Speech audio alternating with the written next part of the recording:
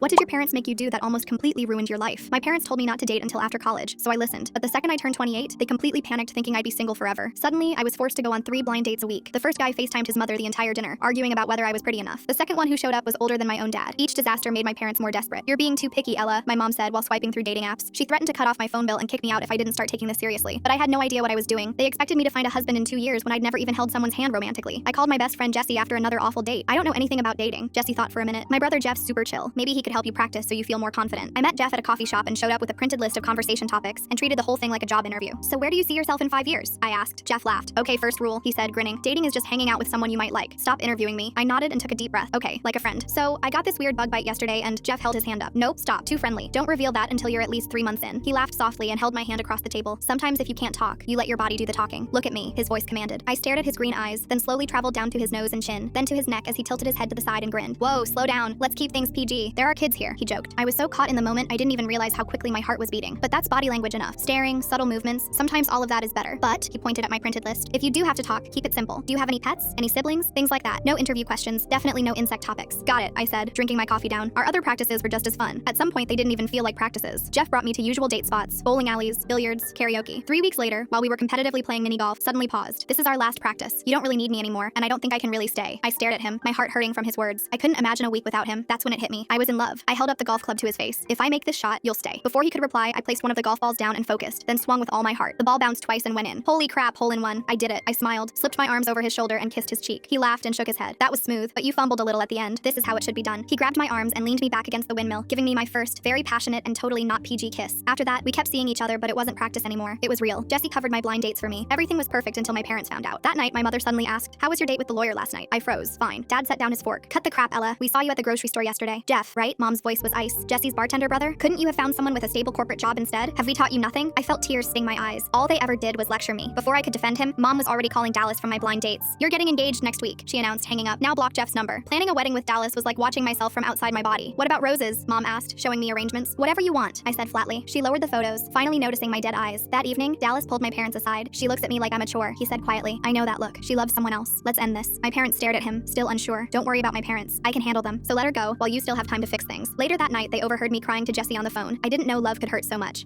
I want to end it. I can't live without him. The next morning, my parents called a family meeting. "We wanted you married, to have someone to care for you when we're not around, but you look miserable," my mom said quietly. Dad nodded. "So we're calling off the engagement with Dallas." I just sat there, too exhausted to even react. "It doesn't matter," I said. "Jeff won't even talk to me now, so pick a new guy or whatever. I don't care anymore." "That's not true," Jeff said, walking in. I covered my mouth with my hands, tears staining my face. "Jake." I ran over and hugged him, burying my face in his shirt. He wiped away his own tears and bent down on one knee. "Ella, will you go on a real date with me? Can't we skip straight to marriage?" I laughed through my tears. "But yes."